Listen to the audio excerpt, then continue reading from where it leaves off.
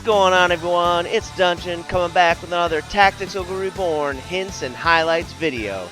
And in this one, I'm going to be sharing with you guys the details on character creation tarot cards. So, if you're tired of playing the game and not knowing what the heck you're doing, you've come to the right place. Let's get right on into it.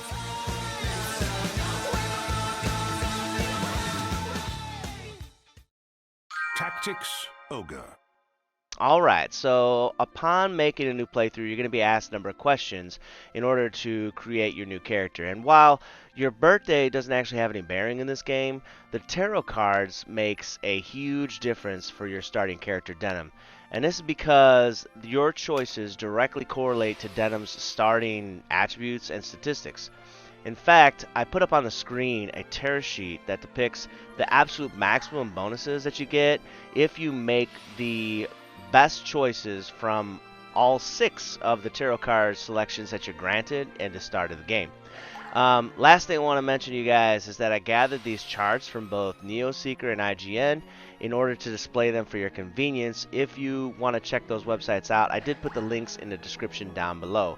So with that being said, let's go ahead and move on, and I will depict and show all of the choices that you get for all of the different tarot cards. So you can use the chapters down below so you can skip ahead to whatever tarot card that you're looking at. So for the first card we're looking at will be the Chariot, and the Chariot has 2 options that are particularly pretty decent. You have ending the conflict and vanquishing my foes. You get a little bit more of a spread with vanquishing my foes, but you do get a little bit more hit points, and in particular you have 3 points for intelligence. So if you're going for like a mage type of build, maybe you want to go for ending the conflict. Otherwise, I'd probably go with vanquishing my foes. The next one is the Death card, and this one has a bit of a mixed bag. There's a number of options that you pretty much can go with depending on what kind of build that you are trying to set up. The highest intelligence is My King. By the way, you also get 5 hit points with this one. My Beloved has the biggest spread and the most amount of points on it, with also 5 hit points. But My Dearest Friend has the highest strength and also some 2 points of intelligence. So it could be good for any of these choices. The Devil Tarot card is not one of my favorites, and the reason being is because you have a lot of options that put extra points into avoidance and agility, and unfortunately in this game those 2 statistics don't really have a lot of relevance.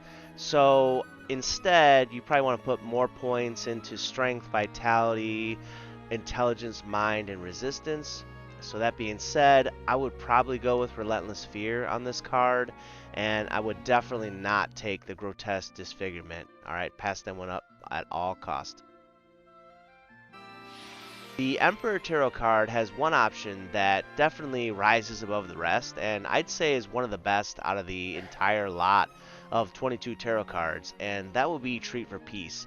It'll give you bonuses for pretty much any kind of build that you're putting together, and nothing is wasted. And on top of that, you get a total of 7 ability points to spread across very important statistics. So go for Treat for Peace on this one.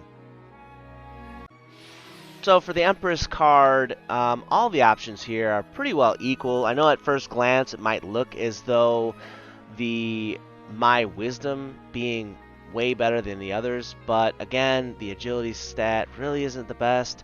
So honestly, they're all pretty good. It just depends on your build, as always.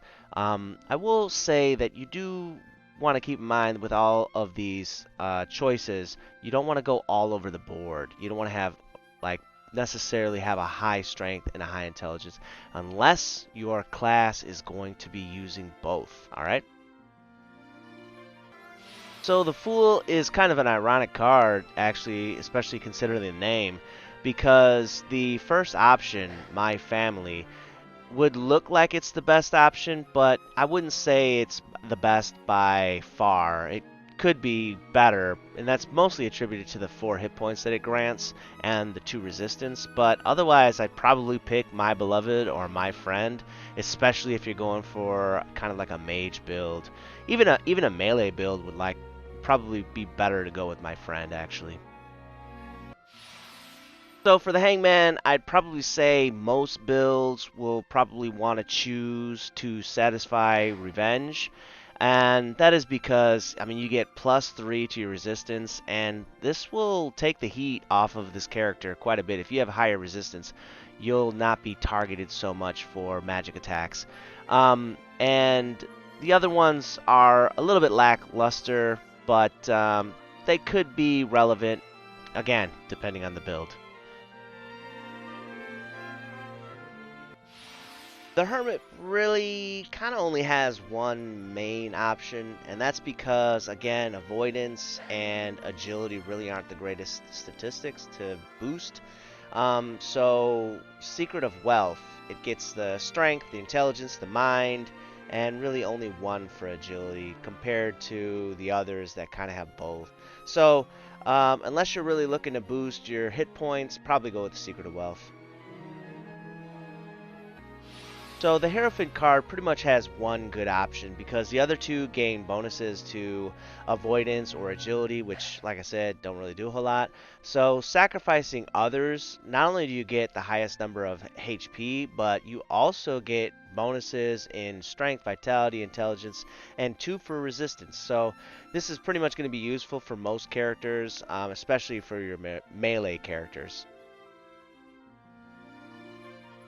The High Priestess tarot card isn't necessarily the best, but if you're going to keep it because of other tarot cards you've got in your selection of 6, then you're probably going to want to go with My Envy because not only you get your 5 HP, but you also get more statistics in strength and vitality with only 1 going to agility compared to the other options, which are pretty sour, actually. So the Judgment card is pretty good, and I mean, all the options are alright, but the Banishment option is, in my opinion, pretty much the best. You got 4 HP, and then you've got an array of statistic bonuses that total up to 6 on top of the 4 from HP. So I would say this would be the better option to pick out of all 3. So the Justice card pretty much also has a clear winner, and it's mostly because of the other 2 options getting the sour +2 to agility. While maybe under some circumstances you might pick it, I would probably go with the by force, by far actually, because you're getting bonuses to strength, intelligence, resistance, and 4 HP. So that would be the best one in my opinion. The Lover's Tarot card happened to be the rarest one for me to get. This was the very last one. It took me a while to actually come across this one. But if you do get it, I wouldn't say it's anything special in particular. I would probably go with Youth and Beauty, but Wealth and Power does have that 3 for resistance, which is pretty good. And also you're getting 2 for intelligence in the Wisdom and Ability, so take a look at what you're going for. But yeah, you'll probably end up going for Youth and Beauty. So the Magician card really isn't the best, and if your selection isn't turning out so good, you may want to scrap your selection and start over, because the Magician card gains bonuses for agility and avoidance, and not really a whole lot of anything else that's really that great. Although, if you're running with a kind of like a mage type of build, then you may want to pick the Order and Obedience. That one actually has a +2 to intelligence, +1 to mind. So something to think about. So the Moon Tarot card is pretty rare. If you do get it and you're keeping this selection, then I would probably say there's one option, and that's the keep the Lover for my own, because it's going to be beneficial for pretty much any kind of build. It's a pretty widespread, and really only using 1 for avoidance, which avoidance is a little bit better than agility. So yeah, I would probably do that one. So the Star Tarot card has 2 options I would go with. 1 for a melee build, 1 for a kind of like a magic kind of build, and that is basically the happiness for myself for your magic builds and the peace for the world for your melee builds. I probably would not go with success for my friends, and that's obviously because of the 2 points you're putting into agility, and it's kind of a dumb stat. So So for the Strength Tarot card, you've pretty much got two options, one for melee and one for magic builds. For your melee build, you're going to want Vengeance for Family, 5 HP, extra bonus point for Strength, 2 for Vitality, and 1 for Resistance. And for your magic builds, you're probably going to pick the Vengeance for Country. It's got Intelligence, Mind, and also Resistance bonuses. The Vengeance for Friends, I would probably avoid for the most part. The Sun Tarot card does not have a whole lot going for it, but while I've only been mostly talking about melee and magic character builds, for those of you who want to do a dagger, katana, or like bow or crossbow type of build, this one does offer some pretty good options actually for that, with +2 bonus to dex, +1 to strength, and +1 to vitality with 2 extra hit points for the grace of God. So that one could potentially be an option for some of you guys out there. The Temperance Tarot card pretty much has one option because the other two have points into agility and avoidance, which, you know, like we said before, are kind of dump stats. So the My Position and Honor is the best one here. You get the point of strength, 2 points vitality, 2 mind, and 1 extra hit point. The Tower Tarot card is not one of my favorites.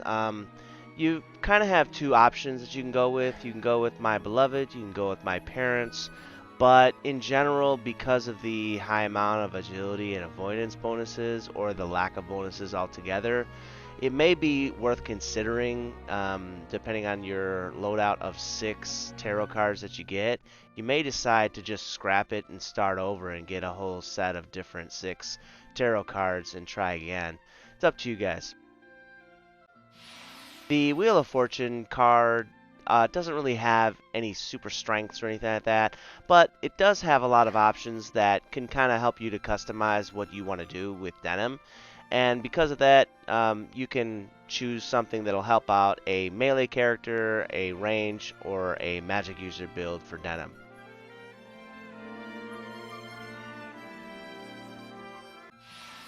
The last tarot card out of all 22 options that you can get for Denam's character creation on his 6-card loadout would be the World card. And out of all 3 options, I would probably choose an illusion, and that's because the bonuses that you get for an illusion will pretty much help out any type of character that you want to build, whether it be melee, magic, range, whatever.